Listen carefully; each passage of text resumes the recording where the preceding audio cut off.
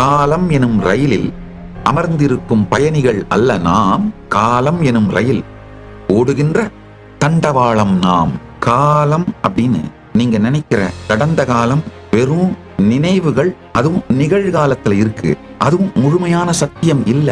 ஆழ்ந்து புரிந்து கொள்ளுங்கள். எதிர்காலம் அப்படின்னு நீங்க நினைக்கிறதும் வெறும் உங்களுடைய எதிர்பார்ப்புகளும் நெகட்டிவ் எதிர்பார்ப்புகளும். நெகட்டிவ் எதிர்பார்ப்பு தான் பயங்கள், பாசிட்டிவான பயங்கள் தான் எதிர்பார்ப்புகள். பாசிட்டிவா உங்களுக்கு தேவையான ஒண்ணு நடக்கணும்னு நினைச்சா அது எதிர்பார்ப்பு எதிர்காலத்துல. உங்களுக்கு தேவையில்லாத ஒண்ணு நடந்துருமோ நினைச்சா அது பயம். வாட்சை உபயோகப்படுத்தி நாம எல்லாரும் டைம் பத்தி ஒரு அண்டர்ஸ்டாண்டிங் வந்துரும் இல்லையா?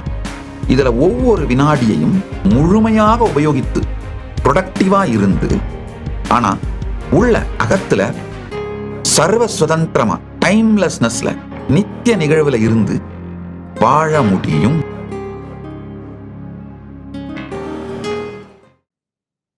பரமசிவ பரம்பொருள்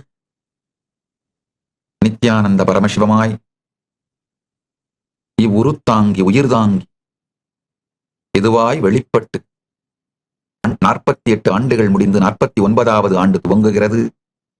இந்த நன்னாளிலே 49வது ஜெயந்தி திருநாளிலே, அவதார தின திருநாளிலே பரமசிவ பரம்பொருளின் பரம வெளிப்பாடாய் இருந்து அனைவருக்கும் பரமாத்வைதத்தை அருளி ஆசீர்வதிக்கின்றோம். அனைவருக்கும் பரமாத்வைதத்தை அருளி ஆசீர்வதிக்கின்றோம். பரமாத்வைத பிராப்திரஸ்து, சர்வ மங்கள பிராப்திரஸ்து, சர்வ ஐஸ்வர்ய பிராப்திரஸ்து, சர்வ ஆனந்த பிராப்திரஸ்து, தர்மார்த்த காம மோக்ஷ பிராப்திரஸ்து, ஞான சுக யோக போக சர்வாபீஷ்ட சித்திரஸ்து. எல்லோருக்கும் எல்லா மங்களமும் உண்டாகட்டும். ஆல்போல் தழைத்து அருகுபோல் வேரூன்றி மூங்கில் போல் சுற்றம் சூழ வாழையடி வாழையென 16 பெற்று பெருவாழ்வு வாழ்வீர்களாக. கோப்ராஹ்மணேப்யோ சுபமஸ்து நித்யம், லோகா சமஸ்தா சுகினோ பவந்து. கோவும் பிராமணர்களும் சுபமாக இருக்கட்டும். உலகம் முழுமையும் சுபமாக இருக்கட்டும். எல்லோருக்கும் எல்லா மங்களமும் உண்டாகட்டும். எல்லோரும் எல்லா நன்மையும் பெற்று பேரானந்தத்தில் வாழ்வீர்களாக. 49வது ஜெயந்தி திருநாளிலே பரமசிவ பரம்பொருளின் நேரடியான செய்தி. மகா கைலாசத்திலிருந்து அனைவருக்கும் அகம் தனி உண்மை திரையாக நம் உள்ளம் நின்று நேரம் ஓடும் திரைப்படம் நாமே மறைந்தே காண்போம். இகம் பகிர்ந்த உண்மை நொடி நொடி வாழ்க்கை, நேரம் கையாள்வதே வாழ்வை கையாளுதல் என அறிவோம். பரம் உயர்முனை காலவிருத்தி புரிந்தே நேரம் தரம் அளவு உயர்ந்து ஜீவன் முக்த வெற்றி வாழ்வை பெறுவோம். நித்திய நிகழ்வில் நிலைத்திருந்து மன நேரம் கடந்த எதிர்வினையில் அடிமைத்தான் அல்லாது சாதனையால் நேரம் மாற்றி பரமவிருத்தி கண்டு ஜீவன் முக்த வெற்றி அடைவோம்.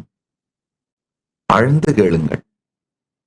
அகத்திலே இந்த காலம் எனும் திரைப்படம் ஓடுகின்ற திரை நாம் என்று உணர்ந்து திரைப்படத்திற்குள் சிக்காது திரையாக இந்த காலம் நம்மீது ஓடுவதை பார்த்து காலம் எனும் ரயிலில் அமர்ந்திருக்கும் பயணிகள் அல்ல நாம், காலம் எனும் ரயில் ஓடுகின்ற தண்டவாளம் நாம் என்பதை புரிந்து அகத்திலே ஜீவன் முக்தனாக முழுமையான சுதந்திரத்தோடு வாழ்தலும், இகத்திலே அகம் அப்படிங்கிறது சப்ஜெக்டிவ் ரியாலிட்டி, இகம் அப்படிங்கிறது ஷேர்டு ரியாலிட்டி, பரம் அப்படிங்கிறது அல்டிமேட் ரியாலிட்டி.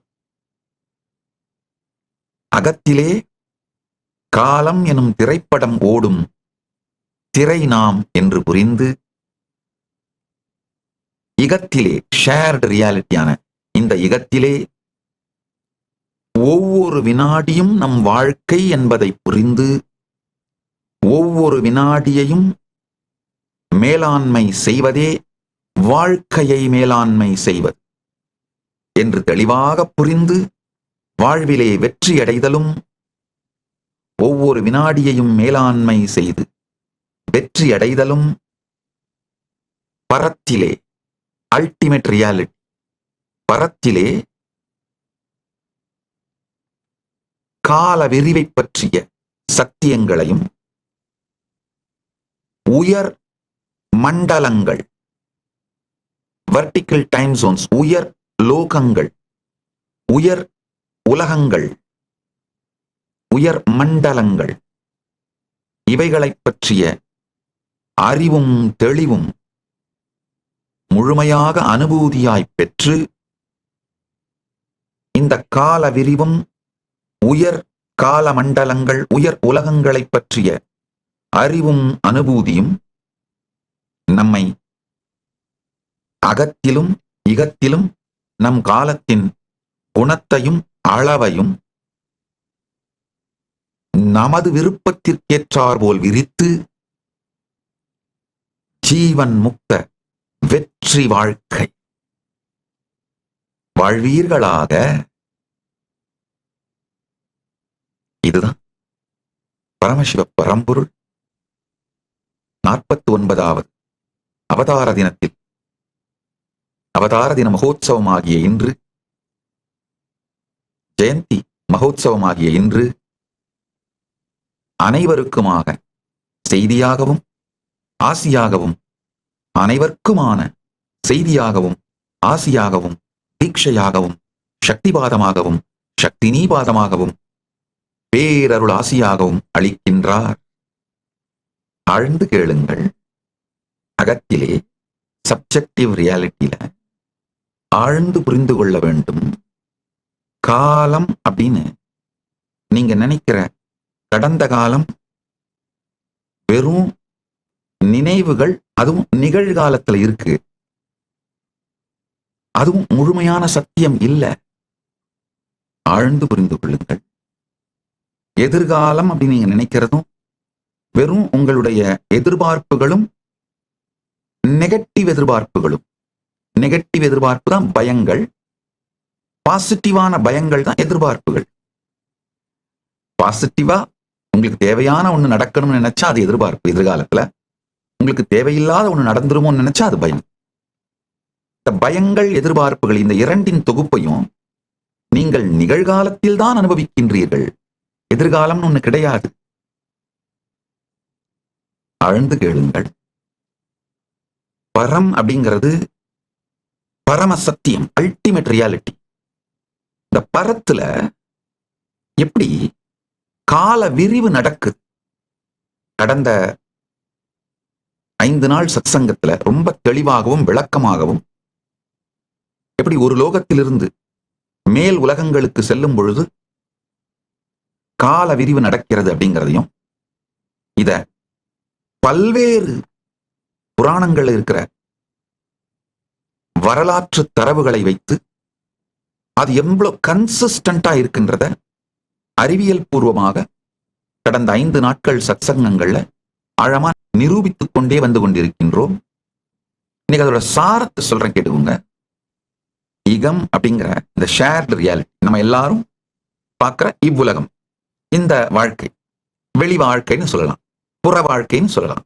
இந்த புற வாழ்க்கையில நீங்கள் முழுமையாக கிளாக் டைம் சென்டர்டா, அதாவது வாட்சை உபயோகப்படுத்தி நாம எல்லாரும் டைம் பத்தி ஒரு அண்டர்ஸ்டாண்டிங் வந்திருக்கோம் இல்லையா?